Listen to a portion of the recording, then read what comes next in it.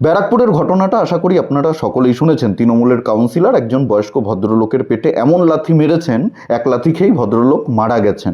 ভদ্রলোকের কি অপরাধ ছিল না? তিনি বাড়ির পাশে একটা অবৈধ নির্মাণ হচ্ছিল, সেটার প্রতিবাদ করছিলেন। এখন তৃণমূল কাউন্সিলর তো মাল খেয়ে কাটমানি খেয়ে ওই অবৈধ নির্মাণের অনুমতি দিয়েছেন। তিনি তো এগুলো সহ্য করবেন না, এগুলো তো বরদাস্ত করবেন না। তিনি কিসের প্রতিবাদ?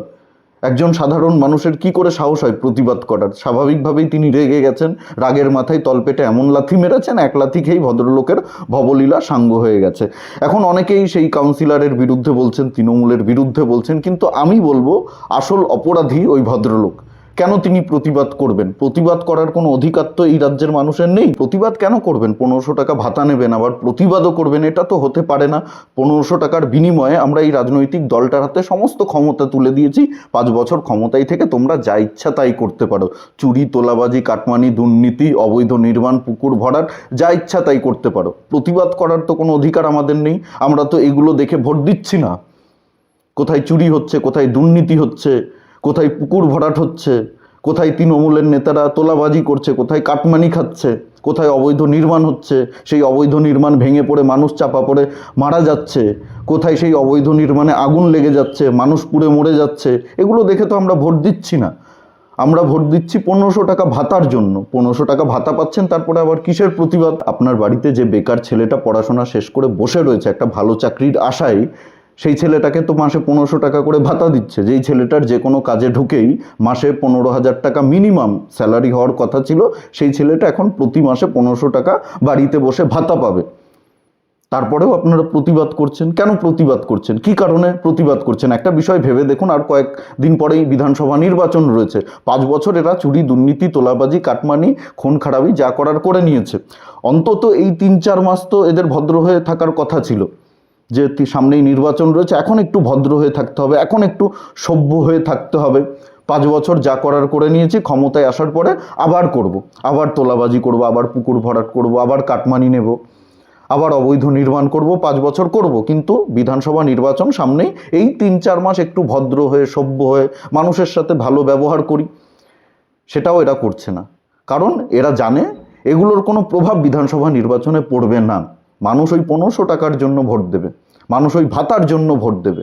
এইসব দুর্নীতি, এইসব চাকরি বিক্রি, কোন নেতার বান্ধবীর ফ্ল্যাট থেকে কত টাকা উদ্ধার হয়েছে, এগুলো দেখে, এগুলো ভেবে মানুষ ভোট দেবে না। মানুষ ওই যে 1500 টাকা করে মাসে ভাতা পাচ্ছে। এখন বেকার যারা রয়েছে, যাদের ভালো কাজ করার কথা ছিল, ভালো চাকরি করার কথা ছিল, এই রাজ্যে তো শিল্পও নেই, কর্মসংস্থানও নেই, চাকরিও নেই। যারা চাকরি পেয়েছিল তাদের চাকরিরও কোনো গ্যারান্টি নেই। চাকরি যে কোনো মুহূর্তে চলে যায় এই রাজ্যে। 26,000 চাকরি বাতিল হয়ে গেছে। 1500 টাকা ভাতা পেয়ে বেঁচে থাকতে হবে। যারা 1500 টাকা করে ভাতা দিচ্ছে তাদের অধিকার রয়েছে তামান্নাকে খুন করার। যারা 1500 টাকা করে ভাতা দিচ্ছে তাদের অধিকার রয়েছে মানুষকে পুড়িয়ে মারার। যারা 1500 টাকা করে ভাতা দিচ্ছে তাদের অধিকার রয়েছে বয়স্ক লোকের পেটে লাথি মেরে খুন করার। এটা তাদের অধিকার। আমরা তাদেরকে এই অধিকার দিয়েছি। তোমরা আমাদের ভাতা দাও, আমরা তোমাদেরকে চুরি করার, দুর্নীতি করার, কাটমানি খাওয়ার, মানুষ খুন করার, ধর্ষণ করার সমস্ত রকম অধিকার দেব। ওই নেতাজি সুভাষচন্দ্র বোস বলেছিলেন না, তোমরা আমাকে রক্ত দাও, আমি তোমাদেরকে স্বাধীনতা দেব। আর আমরা বাঙালিরা এখন বলি, তোমরা আমাদেরকে ভাতা দাও, আমরা তোমাদেরকে চুরি, দুর্নীতি, কাটমানি খাওয়ার অধিকার দেব, মানুষ খুন করার অধিকার দেব। ভোটে জেতার পরে আবার বোম মারো, আবার আর একজন তামান্নাকে খুন করে ফেলো, কোনো মাথা ব্যথা নেই। আমরা এসব নিয়ে ভাববো না, আমাদের এসব নিয়ে ভেবে কোনো কাজ নেই। আমরা 1500 টাকা করে মাসে পাচ্ছি, এটাই আমাদের জন্য বড় কথা। ইংরেজরা যদি একটু বুদ্ধি করে এই ভাতা সিস্টেমটা চালু করতে পারতো না সেই সময়, তাহলে আজকে ইংরেজরা ভারত ছেড়ে যেত না। আমরা মাথায় করে রাখতাম ইংরেজদেরকে, যেভাবে আমরা তৃণমূল কংগ্রেসকে মাথায় করে রেখেছি। এইসব চুরি, দুর্নীতি, তোলাবাজির এগুলোর কোনো প্রভাব নির্বাচনে পড়ে না। এটা তৃণমূলের নেতারাও খুব ভালো করে জানে, সেই জন্যই বুক ফুলিয়ে মানুষ খুন করছে। বয়স্ক মানুষকে পেটে দিনের বেলায় লাথি মেরে মেরে ফেলছে। আমরা তো ওদের লাথি খাওয়ার জন্যই জন্মগ্রহণ করেছি এই রাজ্যে। এখন আপনাদেরকেই সিদ্ধান্ত নিতে হবে, আপনারা পরিবর্তনের জন্য ভোটের লাইনে দাঁড়াবেন, নাকি তৃণমূল নেতাদের লাথি খাবেন। 500 টাকা বাড়িয়ে দিয়েছে বলে আবার এই দলকেই ক্ষমতায় রাখবেন, এটা আপনাদের সিদ্ধান্ত। আবার আপনারা 5 বছর এই রাজনৈতিক দলটার হাতেই সমস্ত ক্ষমতা তুলে দেবেন। 5 বছর তোমরা যা ইচ্ছা তাই করো, আরও ঘোটালা করো, আরও দুর্নীতি করো, আরও চাকরি বিক্রি করো, আরও মাল কামাও, আরও তোলাবাজি করো, আরও কাটমানি খাও।